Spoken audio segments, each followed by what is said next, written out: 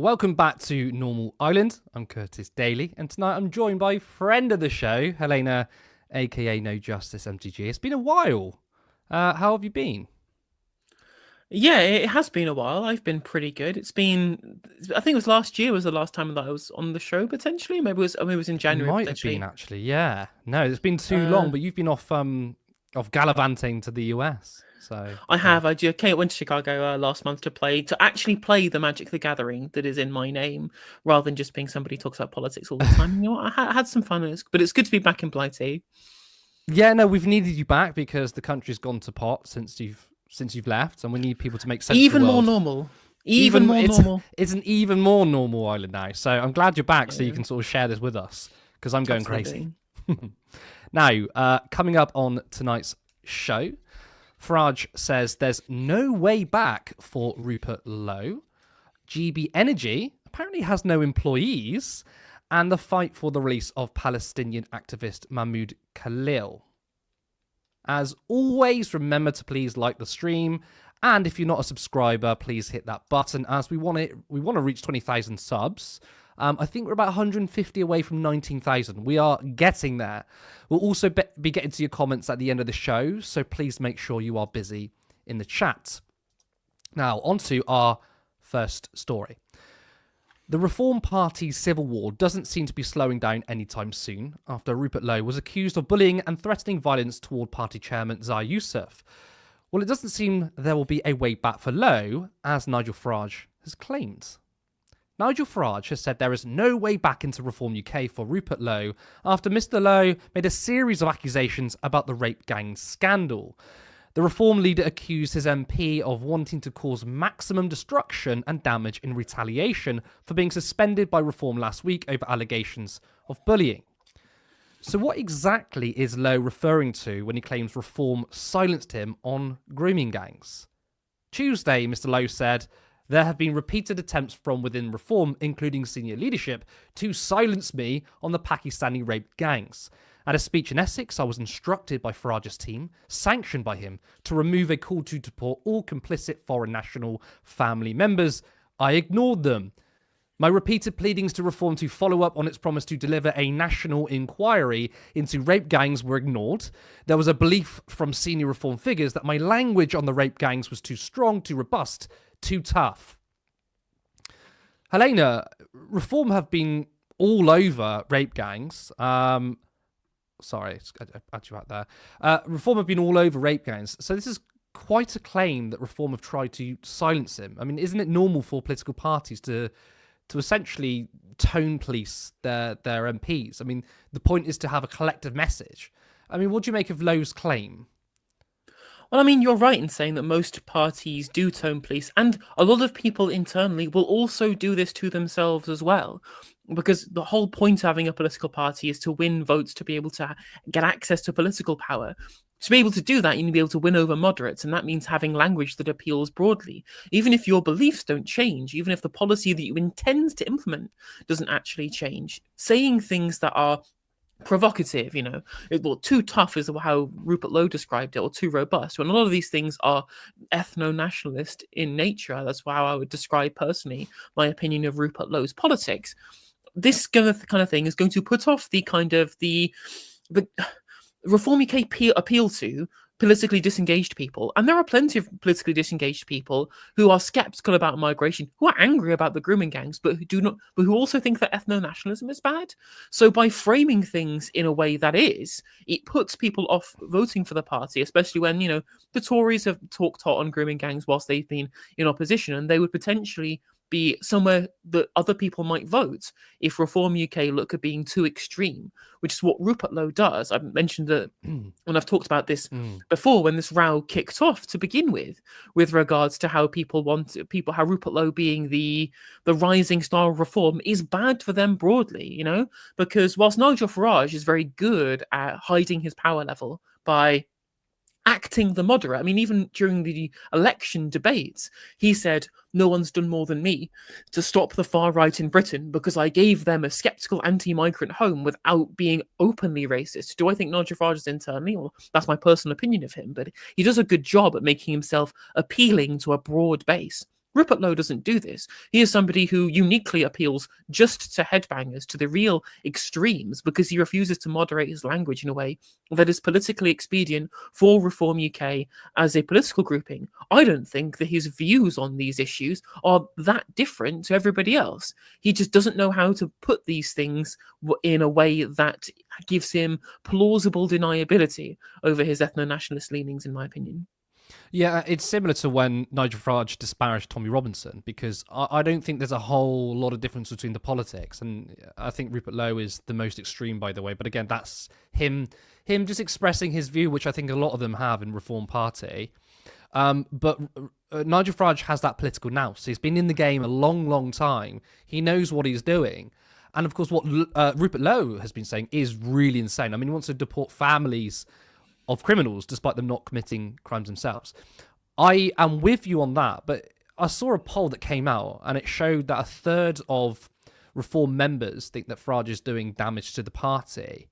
So I know it's not the majority, but do you think that Lowe is actually a threat? I mean, that maybe he could take over the face of right-wing populism, and Farage has essentially blown his chances. Of course, he is making himself more palatable to those who want to vote Reform, maybe not necessarily on these ethno-nationalist policies.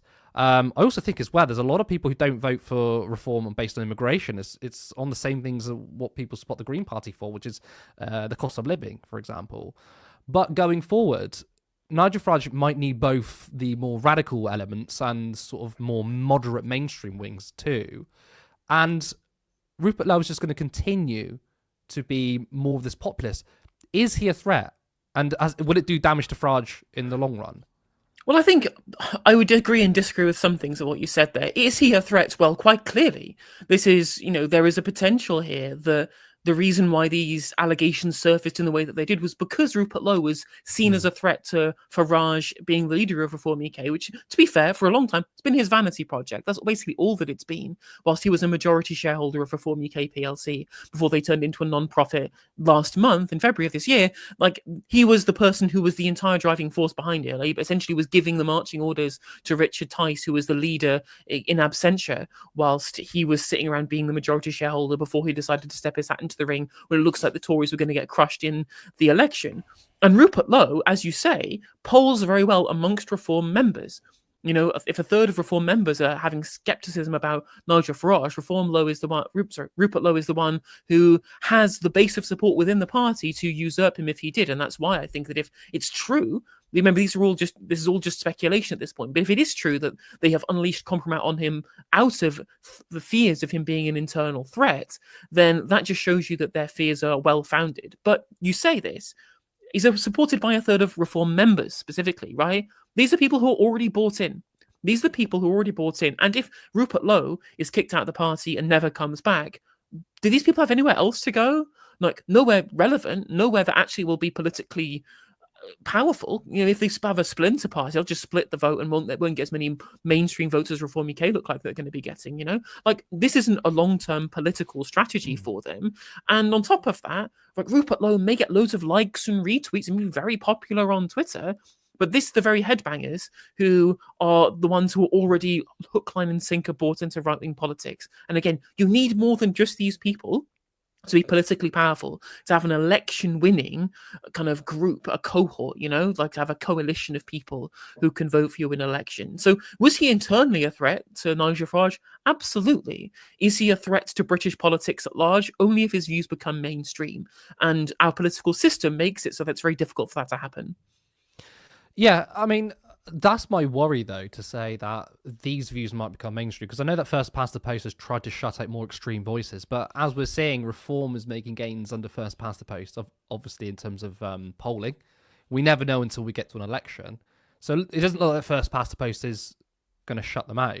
And I do worry that actually people's politics might change and becomes the mainstream.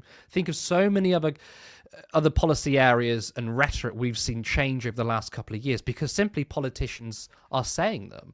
It's now come to the point where I don't think things are won on merit or argument, but rather who's the loudest voice in the room. And people gravitate towards that. It's kind of like flooding the market. If you want to be successful on social media, you flood the market. If you want to be successful in politics, you just say outlandish things and keep saying it over and over again. That is my worry. Do you know? I mean, I know you've sort of left it open that it's a potential worry, but you're probably right. At the moment, it's more of an internal battle thing. But I think when we look at so many other areas when it comes to culture war, things we didn't even dream we would be having such big discussions on, we're having them now. So maybe until 5 years' time, it could be a big issue. Also, it's quite interesting that Rupert Lowe said he'd be open to join the Tories. I want to get your response to that, because I find that quite funny, because Reform have tried to pitch themselves as populist. They've attacked the Tories just as much as Labour. Surely then people are going to look at Rupert Lowe thinking about joining the Tories, thinking, what are you playing at? Well, to answer your first point that you raised there with regards to this story, this kind of ideology becoming more mainstream, and you say, well, if you want to become successful, you flood the market. That's true in one sense. What also is people are looking for a story. They're not looking for data, and they're not looking for empiricism. They're looking for a story. They're looking for somebody to blame. They're looking for a narrative that fills the gaps into why everything sucks nowadays, because it does suck nowadays, And whilst the current government don't have a story, there is no enemy. There is just, we are the sensible centrists, and the Tories crash the economy, £22 billion black hole fixing the foundations over and over again ad infinitum, right? Son of a toolmaker. That's not a story. That's not going to win anybody over. That's not going to build people towards a cause and create a narrative other than just Tories crash the economy as to why things suck nowadays. Why geopolitically everything is much more fragmented. But one of the biggest things that unites Green Party supporters and Reform UK supporters is both of these groups of people feel anxiety and fearfulness about the future. That's the main thing that underpins their desire to move towards the electoral extremes within the purview of the system, of course. Not to say the Green Party are extreme in any sense of the word, but they are the extremes of the acceptable window of where politics is in this country. The reason why they're going towards these political extremes, so to speak, is because they feel like there is a lack of stability in terms of where current mainstream politics is taking us. And then obviously we on the left, we have a very kind of big story that we can tell people in a narrative, mostly because it's true, which is the problem is the corporations, it's the billionaires, it's the division of labour. It is, of course, the ongoing inequality that's been created by neoliberalism and privatisation, of course, And to some extent, Reform UK are happy to at least pay lip service to this too. Nigel Farage talk about the big corporates. Richard Tice saying that Thames Water should be nationalised.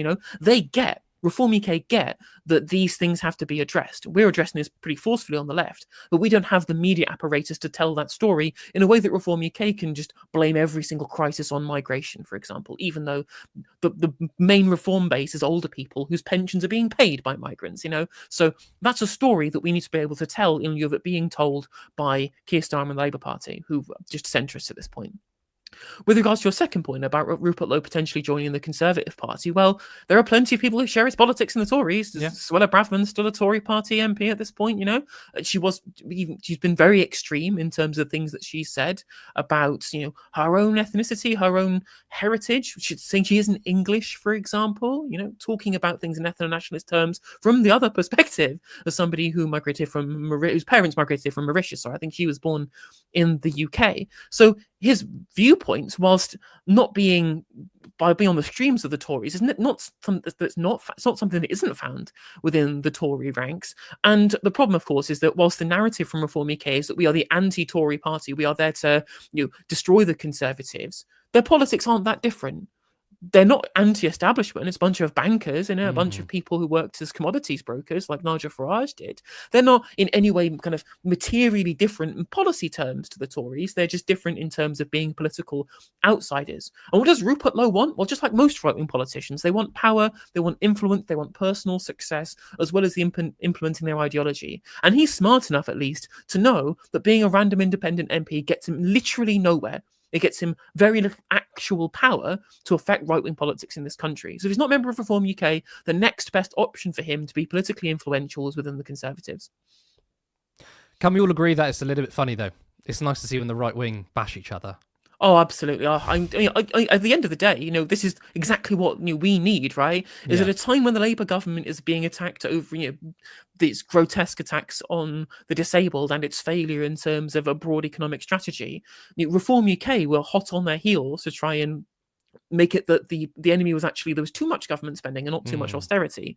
Whilst they're fighting like rats in a sack, now is the ideal time to strike while the iron is hot for the populist left to be united in opposing both wings of these things. Say, well, you can't trust reform. Not only are they ethno-nationalists, they're also completely unfit to engage in any sort of governance because they can barely manage themselves internally. And the Labour Party didn't have any plan for government at all, given how slapdash it's been so far. You have to choose a populist left alternative. And that involves action, it involves solidarity, it involves unity, and it involves getting our feet and our words out there to reach people when they're looking for an answer. Come on, Greens, get your act together. This is a crucial moment. I think we're going to leave it there, though, and we're going to go on to our second story of the evening. GB Energy has no employees. That's according to a Freedom of Information request submitted by The National. Asked how many people are currently employed by GB Energy, the Department for Energy Security and Net Zero responded that it does not hold the information you have requested. This is because Great British Energy is currently being established. It went on, the company does not formally have employees at this stage. It comes amid uncertainty and doubts over how many jobs GB Energy will actually bring to Scotland or the rest of the UK. For example, Jürgen Meyer, former Siemens UK chief executive who was announced as GB Energy's chair, admitted last month that Keir Starmer's general election pledged to create 1,000 new energy jobs in Scotland through GB Energy could take as long as 20 years. So GB Energy, which was designed to create jobs, doesn't actually have any for its own. Now, we've covered GB Energy on this channel before many times, and we've basically explained how it's a massive scam. It's not a publicly owned energy provider, but a firm that manages private investments. Now, some may say, well, there's no employers yet because they've only been in power since July, and it's a process. It's still starting up. Well, this may cause you to think otherwise. There are also doubts over GB Energy's funding, with reports suggesting the UK's Treasury is drawing up plans to cut in June's spending review. The company had been promised £8.3 billion in taxpayer money over the 5-year Parliament, but was only given an initial £100 million in October's budget to cover the first 2 years.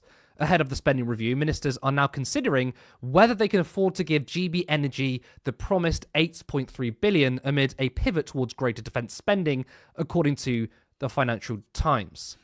One option supposed being considered by the Treasury is cutting the funds previously earmarked for GB Energy to fund low interest loans via local authorities for projects such as solar panels on roofs and shared ownership wind projects. Neither the Treasury nor the Department for Energy Security and Net Zero said that GB Energy will be guaranteed the £8.3 billion, which was a pledge in last year's general election manifesto.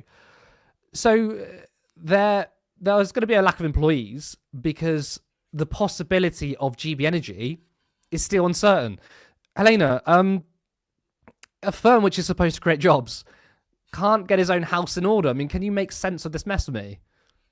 Well, the first thing to say is that there's nothing inherently wrong with being a public investment firm. Getting some amount of money back in terms of how much equity that you have a stake in a private company from the state, that's more social ownership. There's nothing inherently wrong with this. Of course, as you've mentioned before, the problem is there's the lies. The lies is that it was going to be an energy company, and it isn't an energy company, it's a private equity firm. That's what it is, but it's owned by the state, right? And the other problems, of course, is that they continually break promises, as well as lie about their plans. They continually break promises that they were going to be giving to the people. Originally it was 28 billion a year, then it was ramping up to 28 billion, and then it's going to get cut in half. And now it looks like it's going to get even less funding when we get to the spring statement, when they review how the state of the government finances, again to finance energy spending. Now they said to finance defence spending. And they said that defence spending is going to go into the north of England. So Scotland just gets left by the wayside yet again. What a surprise, who'd have thunk it?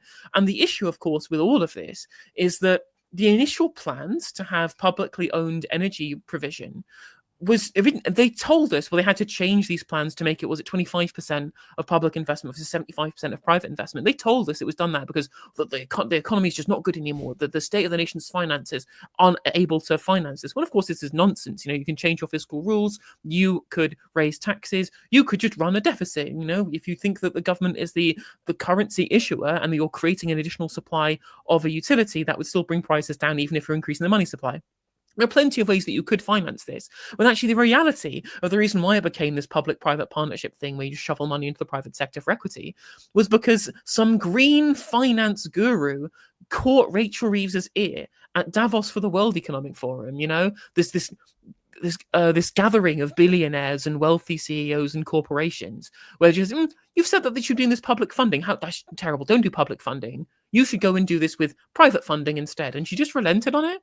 So it becomes a way in which you provide all these jobs to the private sector. And so you can't guarantee jobs if your funding is coming from the private sector, because you can't guarantee the private sector is going to invest, right? All they've done is essentially, well, here's our GB Energy Quango, essentially. And then we're just going to, we're going to inshallah. And then hopefully from there, the private sector investment will just appear. If you book it, they will come, as essentially being Labour's approach with regards to GB Energy. And the one good thing, I'm not critical of Labour just because I hate them kind of axiomatically, right? I say when they do good things and I say when they do bad things. One of the really good things in the GB Energy plan, which was put forward by Ed Miliband, was the local power plan, which we're talking about there with regards to increased funding for local energy projects would be community owned. It would take people money off people's council tax, right? This would be politically useful and would be social ownership, actual, sewer socialism from the ground up. And if that gets cut, essentially all that's left is just a private equity firm that's doling out money to other private sector corporations. You can't guarantee those jobs will be in Scotland, because it'll be wherever the private sector wants to invest rather than where the public sector thinks that it is best to be able to create community jobs. And the jobs at the actual headquarters based in Scotland, first of all, they might have funding stripped away, and there's going to be office jobs at the end of the day managing these funds. So unless they actually get a broad industrial strategy, unless they actually understand what it is they want to do in regards to them becoming a clean energy superpower, which seems like it's going to be donkey's years away. Even Jürgen Meyer says as such, 20 years away? We don't have time to wait this long for the investment to come. China are already beating half the world in terms of green investment, in terms of green technology companies being able to produce these things. If we don't get on the bike right now to get these things built, we won't have the jobs, we won't have the energy, and we won't get this promise of lower bills, which is what the government told us they would do before the election. So it's just litany of broken promises off of the back of changed mandates and a lot of hoodwinking of the public into what the reality of this would be. Even if what it ends up with isn't necessarily terrible, it's all based off of a pack of lies. And that is what the public, and especially the people of Scotland, are going to be angry with. Yeah, because I don't think the majority of people are going to know the ins and outs of the policy detail of GB Energy. And you're absolutely right. I agree with you that, a management firm of investments of both public and private for renewable energy isn't a bad policy. It's a step in the right direction. Of course, it's not a macro policy. It's not a bold move. It's actually sticking plaster politics, but it's not anything bad. But you're right. They knew what they were doing when they marketed this. It was GB Energy, Great British Energy, and people, not just ordinary voters, but Labour members were saying, "Oh, this is public ownership. This is public ownership of energy." Obviously, it wasn't. And I think they've deliberately made it vague enough that it was never going to be that. Of course, vague enough that someone like Ed Miliband thought, well, actually, I can... Because I think Ed Miliband's, whatever his political nous is, whatever he was like as a leader, his political instincts is obviously far better than those of Keir Starmer and Rachel Reeves. He looked at that and thought, maybe we can do some really good fundamental policy changes. But that's naive, isn't it? Because the reason why GB Energy was so vague is because ultimately it was just going to be a vehicle for private investment. And actually, in a way, I quite like that you kind of called it a quango, because in a way it kind of is, because they've gone down to 25% public investment, which is basically kind of got rid of the entire premise of it before. It's just leaving it up to the market now. And if Rachel Reeves could just go to Davos and completely change her mind because, I don't know, she was smooth talked by some multimillionaire, it is kind of like another quango, isn't it? And that's what this government's been about. It's been about saying about changing things, but not actually doing anything about it. And what's the end result? even if it's about lowering bills, which is, I thought, their priority, even if they, because a lot of people on the Labour right will say the left are purists. It's a middle class movement. They're so wedded to nationalisation. We don't care if it's public or private, as long as we start making retail offers for ordinary people, such as reducing bills. And they can't even do that, can they? Because inherently in this system of private involvement, you can't have reduced bills, can you? Well, exactly, because the reason why bills are going up right now is because of marginal cost pricing, which the government could click their fingers and change instantly. We're at this ridiculous point where wind farms are being paid by the government to be turned off because they don't want to sell energy at a lower price because we've not hit the point where we start using gas because of high demand, which is the marginal price much higher, which is much more profitable for the renewable energy companies, right? We have an insane system which private involvement drives the interest in profit rather than the interest in what is best for the community at large by keeping bills low.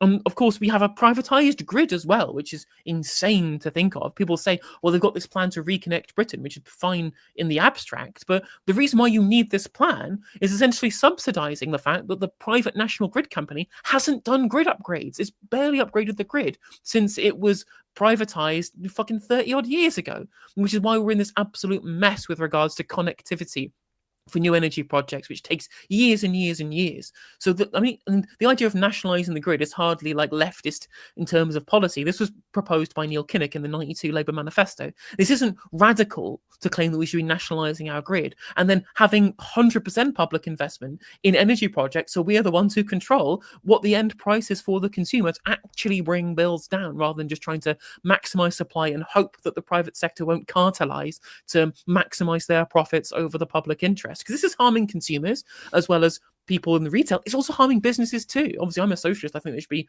collectively owned. But even if you're a liberal, even if you're a liberal capitalist, you'll look at our system of energy where private profit is being prioritized over broader social utility, and local small businesses cannot get off the ground because their energy costs are super, super high. Their rental costs are incredibly high as well, because all of our rental properties for commercial lets are all owned by, multi-billionaires or Russian oligarchs who've cornered the market in charging people through the nose. How is any small cooperative or traditional business supposed to survive in a world where our energy costs per megawatt hour are double the cost of Finland's, for example? Like, this is completely untenable, and the root comes from the fact that the people who control our energy system have no interest in the broader health of our economy. All they care about is lining the inside of their own pockets. And the reason why we're at the point where we can't have a properly new nationalized energy system, or even new publicly owned energy to compete in a privatized system, and it all has to come down to Rachel Reeves and her fiscal rules. It all has to come down to her inability to look at public investment solely as something that's important to do regardless of those fiscal rules, or indeed, if you wanted to hit the fiscal rules, looking at taxing the rich, which Rachel Reeves also will not do. Ed Miliband, God bless him, I don't like his politics broadly, but his heart is in the right place on this issue. And all of his baby that he created with 5 years, he was the only person actually crafting policy, whilst the people in the Sweeney Politburo were busy trying to infight against the left. He's actually done work in putting together a policy proposal for green energy, and it's been completely curtailed by Rachel Reeves' total insistence upon continuing neoliberal doctrine in terms of macroeconomics in this country. Yeah, precisely. And I agree with you on Ed Miliband. Like I said earlier, his instincts are kind of there. He's just particularly weak. But yeah, it's essentially the same story of what we have for the 14 years of the Conservatives. But I think we're going to leave it there, and we are going to move on. Excuse me. Now, before we do move on to our next story, I just want to say, if you're enjoying our show, please like and hit the subscribe button. Once the show is finished, come back and leave a comment, because that helps with the algorithm, and of course we'll read them too. We are just a group of volunteers who are trying to turn this into a full media organisation where this becomes our full-time jobs. So if you'd like to support us, then you can go to turnleftmedia.co.uk/support. There you can sign up to our Patreon and support us for as little as £3 per month. You can also give us a one-off donation through our website too. Alternatively, you can become a member on YouTube for 99p. But we will be back after this video. The more we know, the less likely we are to tolerate tyranny. The far right knows this. That's why they spend so much time trying to control the media and how we connect with one another. So we're asking for your help. From fascists in the streets to heads of state, the far right was getting organized across borders. Podríamos llamarnos una internacional derechista. Fueled by the super rich, it's not just money that they're burning. We are going through something in the scale of industrial revolution. The world order is changing. We are living in a time where extremisms are being fanned. Elon Musk, everybody knows that he's a problem. So what can we do about it? From the climate catastrophe to economic misery, we know that the solutions to the many crises we face today will come from dialogue and decency, not more walls and weapons. For over 50 years, New Internationalist has been at the forefront of independent media for social change and global justice. The New Internationalist comes from a tradition of trying to impose a little bit of humane thinking on the world, to be part of a conversation, to prevent, absolute moral relativism and cynicism.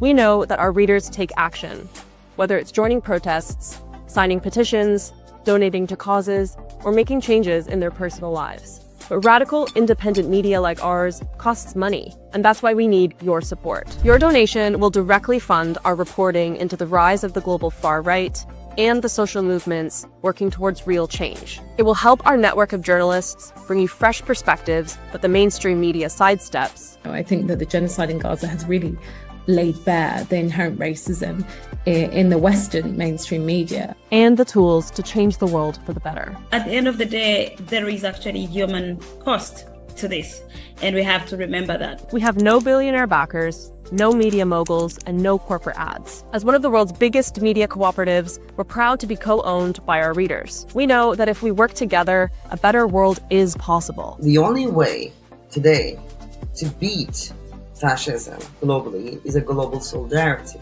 Help rewire the world. Fund journalism that sparks change.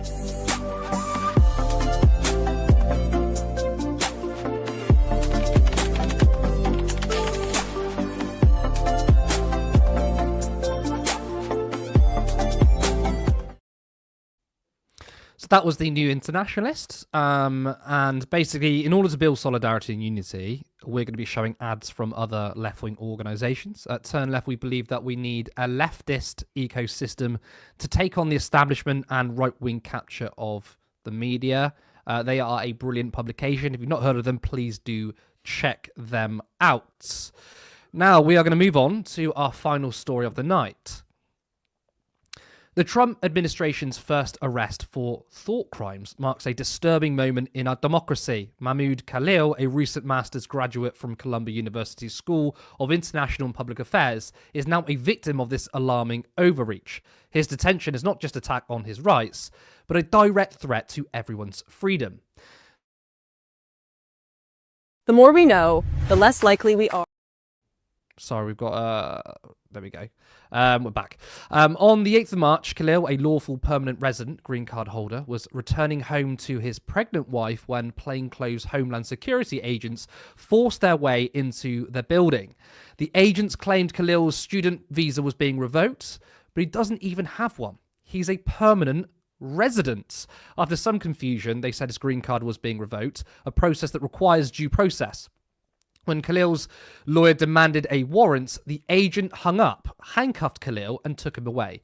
Khalil is now in detention in Louisiana. Now, the latest development of the story, as the time of this show, we had a judge blocking Khalil from deportation, but that doesn't mean it's over. Helena, we have a young man essentially kidnapped from ICE. There was no warrant. And it once again reminds me of how the political right, and the GOP, who always cry about free speech, are largely behind the state detaining someone over free speech. I want to get your initial thoughts. Well, I believe it was the White House who put out a statement essentially saying that we will deport people who disagree with our foreign policy.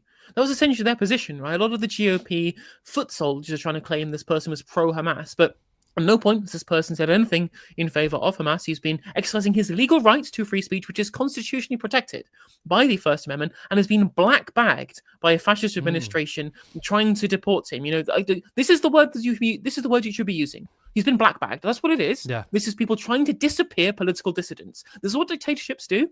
This is what totalitarian regimes do. This is not normal. This is not usual. This is the alarm bells being sounded. This is the 5-alarm fire for authoritarianism and totalitarianism in the United States, right? This is unacceptable, completely indefensible.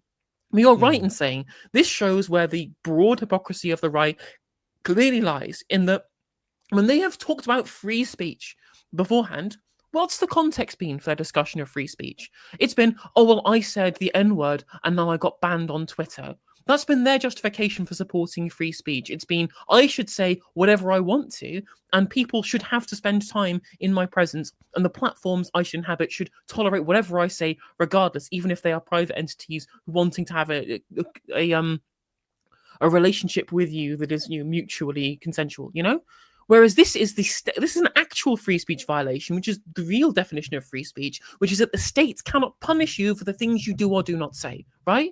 This is an actual act of government. This is a government agency taking people off the streets and throwing them into detention for for saying the wrong thing. At no point did anybody on the liberal side or even on the left side ever say that this should be happening to people on the other side for things that they think, right? We've always said, people should be called out for things. They should be held accountable for things they do and say through social pressure, through collective desire to be able to create a consensus about what is or is not acceptable to say in terms of a social dynamic, right? But trying to attack somebody for things that they say by putting a counter statement or by condemning them for doing so, that's not a free speech violation. That's not getting rid of their free speech. They have every right to say it without the state coming down on them. They have every right to say it, but other people have the right to not want to associate with them in future. To the right, that was a free speech violation. Yet what happens now when the state is taking people off of the street, out of their dorms, to try and send them into jail and potentially deport them? Nothing. Worse than nothing, supporting it. They are outright supporting it. They are outright saying that this is the correct thing to do, because just like the faux concern for law and order from right-wingers as well, which has obviously been a total lie, because they never care about the law. They never care about international law when it comes to Israel. They never care about domestic law when it comes to Donald Trump. They don't care about any of the things with regards to the law. What it is a tool for them to be able to impose their totalitarianism and their authoritarianism on the outgroups that they dislike. What is conservatism? It is to wit that the law exists to be able to have one in-group that it protects but does not bind, and an out-group that the law binds but does not protect. All it is about in-groups and out-groups and deciding which ones are acceptable and which ones are not. Mahmoud Khalil was from an out-group. Therefore, in their mind, it is justified in violating the Constitution, violating free speech, violating his own personal rights and due process to try and get this guy deported and put in prison. It's shameful. Free speech for me, not for thee. I've actually heard some arguments from the right say, but this is hate speech. It's not free speech. And I find that so funny, because you're absolutely right. The left and even liberals have never called for the deportation of people when we politically disagree with them. They can say the most egregious, bigoted, racist stuff. We don't say we should just throw them in jail, throw away the key, and deport them. We've never said that, and we don't support that. But yes, there are some instances when we say, you can't say this certain thing because it's racist or it's incitement, and yes, you should be held accountable for it. And yet they're deploying the same argument. But again, the difference is, you've got someone going on campus, just, by the way, joining a protest, calling out the state's complicity in a genocide, and he's being hauled away by ICE, even though it was essentially illegal, right? They didn't have a warrant, they ignored the lawyer, and they've just taken them away. And now you have the president of the United States saying, we're going to come after those who basically disagree with us. So we have, despite the fact that they try and call the left, pro-censorship, we've never, ever, ever called for this to happen. And because we know, by the way, when you go for one group, you essentially go for the other. And this is why I say to people, those on the right who hate protesters and find them annoying, it's like, look, if you want to go and exactly, a good example is the farmers' protest. I disagree that they shouldn't be taxed more, but I'm absolutely behind them if they want to protest. I think it's stupid, but I wouldn't ever restrict them from doing so. But it's the massive hypocrisy from the right. Now, on Monday's show, we covered a story about a Met police officer. He was caught on camera and he openly tried to restrict a group of pro-Palestine protests. Yet he literally said on camera it would have been fine if they were protesting in support of Israel. So there's that double standard there. I want to ask you, how likely do you think that our government, and I'm being honest here, could try to deport people on the grounds of their support for Palestine? Is that out of the question? We don't have the free speech protections that the United States does. There is no First Amendment in the UK, and we do not have, there are some kind of speech that is not protected in the UK. For example, hate speech actually is protected in the United States by the First Amendment. It's not protected here. So if you wanted to be able to criminalize something as hate speech with regards to it as criticism of Israel, the government could do it. And I broadly am against things like hate speech laws precisely for this reason. You know, I think that having social pressure to do things is fine, even if I disagree with the broad strokes of what that position is. At the very least, having the state give you the right to take away your freedoms for the things that you say, and again opposing their foreign policy. Do I think the current government would do this? Now, despite my dislike of this current government and seeing the broad support that it's given to the Israeli regime, I don't think that this current government would go that far. What I think is more likely is you're probably going to get this. The faux condemnation from this government is going to be one-sided, you know? Like, we had Keir Starmer openly condemning Just Stop Oil for protest and not condemning the farmers, right? And being very silent about it because they don't want to anger the right-wing press that have already taken this very hypocritical viewpoint of supporting the farmers' protests whilst denigrating Just Stop Oil for, you know, essentially blocking roads, which is doing the same thing as each other. Do I think this current government would try and deport people for being pro-Palestinian? I think maybe a little bit of a far stretch for this government. Do I think the previous government would? Absolutely. And do I think a future reform government would? Almost certainly too. But, you know, it depends because there are at least some pro-Palestinian sympathizers, even within the cabinet, you know, even if they are gagged somewhat by the Politburo's unified position on this. There are at least some cabinet members who have been members of Labour Friends of Palestine who have spoken out in favour of Palestine previously, even if they don't do so now. So I think there'll be some people who would be able to push back if this was the case. But, you know, at this point, anything is on the cards because of Keir Starmer's desire and his handler's desire to keep us friendly with the United States, right? One of Keir Starmer's big things geopolitically is trying to maintain Atlanticism when nobody in this country wants it. The overwhelming support, even in Clacton, even in Nigel Farage's constituency, for fuck's sake, they were still in favour of greater ties with Europe economically and diplomatically than they were the United States, even though Farage's political project is explicitly Atlanticist and wanting to have American corporations ravage our economy, you know? Like, even his own constituents would prefer we were aligned with Europe rather than the United States. But Keir Starmer and co., they are desperate. They are desperate to curry favour with the USA. They are desperate to continue the failed project of Atlanticism for another 5 years until it gets ripped up in almost inevitably in future. And if they think that deporting people for being pro-Palestine might curry favour with the Trump regime to avoid a future tariff, you know, who knows what might happen? We're in uncertain times. That we are indeed. But I think we're going to bring in our producer and we're going to get to some of your comments. We've got a few here. So Sarah, hello. Can everyone hear me? Can you guys hear me? I can hear you. Hopefully the chat can hear. I think everyone can hear you. So, you got any comments for us? Yeah. So let's just go back to the very first story. Alex says, true that parties need a collective message, but that doesn't mean it's right. Look at how Starmer shunned out Corbyn and the left.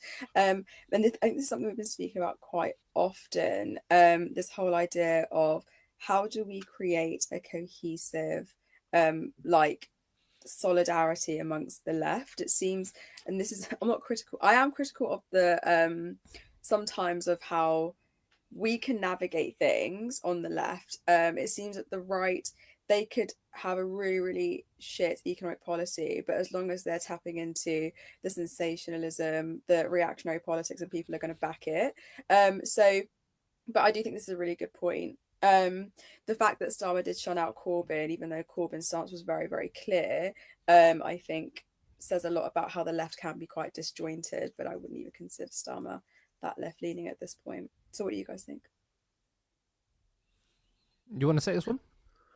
I mean, I think that there is a problem in terms of left-wing solidarity, and that is, I mean, I hate to be critical, but sometimes, unless there is a unifying figure, the left just doesn't go off its arse, right? Like there was a unique moment at the last election, or those so it was the local election, when there was a chance to elect Jamie Driscoll as the independent leftist candidate in the mayoral election in the Northeast. How many people went up to the Northeast and went out and campaigned for him, right? How many people did we get on the ground, doing leafleting, doing phone banking, trying to get this guy a real kind of scalp for the Labour Party by beating Kim McGuinness? And not enough of us did, When Corbyn was the figurehead, 2017, 2019, up and down the country, people who believed in the project of democratic socialism, they went and they put the time in. They worked really, really hard. And that is a credit to how hard we cared about social justice and fixing the problems of this country. But unless there was that figurehead, that charismatic figure to galvanize our support, there's a lot of doomerism, there's a lot of inactivity. And it involves, platforms like this, for example, which have done a really good job of getting people to be politically engaged, and the communities that these things, the channels like Turn Left, and obviously my own as well, using these platforms to, as we have done, to engage people to be politically active and to go out and campaign, to go out and canvass, to go out and then be politically active even internally within like your local Green Party, for example. Or, for example, in my constituency, the Broxtowe Alliance has been formed, which is a group of ex-Labour independents now who are running in the county council elections. And they already have a community base of activists ready to go and be able to hit the ground running who used to belong to the Labour Party. And finding these local movements, because localism is a really important way of spreading left-wing messaging, because we don't have the massive funding from like Paul Marshall that the Telegraph and the Spectator do to galvanize the right-wing vote. We have localism, we have people power, we have people on the ground campaigning, and we have to tap into that. We have to end the doomerism, end the cynicism, be politically active, and realize that there is an open goal at the moment for our politics. There is an opening right now, especially when, as I said before, when Reform UK aren't doing very well and when Labour are shitting the bed in government, for us to create a coherent movement to be able to win people over. But that will involve people getting out there and doing things rather than expecting Twitter activism to be enough. Not saying that people who watch this show are just Twitter activists or anything, but I don't think this is an unreasonable criticism of the left in a post-Corbyn world. No, I much agree with that assessment. I mean, Alex, you might have been referring to, obviously, Reform. And I think the difference there was that, and obviously I'm not defending anyone in Reform, but obviously when you have 5 MPs, you're going to need some sort of coherent message. I mean, imagine if the Green Party all started saying 5 different things, that would not be good. And obviously they're a small party. When you're a mass party, of course, you should allow some sort of leeway and dissent. But the difference is with Keir Starmer, it wasn't about, Jeremy Corbyn has been so outlandish and caused the Labour Party to be put into dispute. They just hated his politics. And I think with Reform, obviously, Nigel Farage knows how to try and make his politics more palatable. And he's just simply saying, Rupert, your language is quite batshit crazy. Rein it in a bit because we need to try and win votes. And Rupert Lowe doesn't understand that. And I think that's the sort of collective message I'm referring to. Absolutely. Yeah. Oh, sorry. Go ahead, Helena. Well, that's the thing. I think you've got to be able to find a good balance between your pragmatists and your ideologues, right? But I mean, I would characterize myself as an ideological pragmatist, right? Like I don't compromise my values, but I know when you're supposed to say certain things and when you're not, and when to hide your power level and when to be open and honest. That's a fine line to be able to walk. And to much of my own chagrin, I have to give Farage credit for being an ideological pragmatist as well, right? He knows his Thatcherism isn't popular, so he keeps it quiet whilst he lets Richard Tice talk about nationalising Thames Water. He knows it's not popular to be right-wing on the economy. He knows it's not popular at all, so he shuts up about it. It's simple as that. It just shows whether Rupert Lowe could be effective in the future. Probably not, if this is his political instinct. I agree. I think his future as a politician is not particularly strong because he's very strong in his very small base, but it is still small despite the likes. I hope not, anyway. And I think that kind of ties in quite nicely with this comment: for a careerist and opportunist, Lowe is probably better off in the scummy Tory party. Reform's days are numbered. And it's kind of true. Like, it kind of jumps off what you guys were saying. I think there are serious ideological fractures, I think, on the political right, particularly in the Reform Party. And I think they do have this constant tension between adopting moderate positions to widen appeal and then endorse radical policies to energize their base. So I think that's kind of evident at the moment. You've got Lowe's like hardline stance contrasting with Farage in some a bit of an in some ways with like some of a moderate approach. I kind of think that highlights the challenge of balancing ideological purity with electoral pragmatism. But I don't know. What do you guys think with that one? Do you think reform stays unnumbered? I mean, I think for Lowe's personal career, it could be better in the Tory party. Maybe they can try and get him to a safe seat. I'm not that interested, though, about him. I'm interested to find out what you think about reform in the future, whether they can hold it together. Do you think this is the beginning of the large cracks that could destroy the party, or do you think this is just a little bump? Well, I think it's a little bump in the road. I think so. I think it's going to be a bump for them. I think, again, it's appealing to the moderates that's important for them. The thing, of course, is that if, for example, the split is about mass deportations, right? That's the real kind of big split between Rupert Lowe and Nigel Farage in terms of policy, is whether or not they support mass deportations. Not particularly popular amongst the public, but very popular amongst the Reform UK headbangers, you know. The Tories can't adopt this policy. The Tories can't adopt being just as hawkish on migration as Reform UK are. Otherwise, they're chasing after about the same cohort of voters. Like the more reform, like the difference between the conservative, or liberal conservatism, and Reform's radical conservatism. That's the difference between the voting cohorts they are aiming to be able to capture. And the more the conservatives move to where Reform UK are, they're two separate niches. Like they will both exist. I don't think that Reform UK are definitely going to disappear after this, right? But the more, if the Tories go, well, we need to win over Reform voters, that means that the Liberal Conservatives can vote Liberal Democrat. And they do in the Southeast already, right? That's where the Liberal Dems' gains were in Conservative Party strongholds in the blue wall, liberal conservative types, you know? So there's a genuine ideological split along the different kinds of voting cohorts between Reform, Tories, Labour, Lib Dem, and of course the Greens too. There's all these rules incredibly distinct from each other, and they can't tread on each other's toes electorally speaking. So I think the broad future for British politics is going to be this splitting of the vote. I don't think we're going to be retreating towards two-party politics again, and I think that Reform will almost certainly be part of that. Completely agree. Just quickly, a little bit more light-hearted. Where is Curtis's jacket? Bring it back. Where is Curtis. it? Bring it back. I thought I'd cash it up just for today and just wear a t-shirt.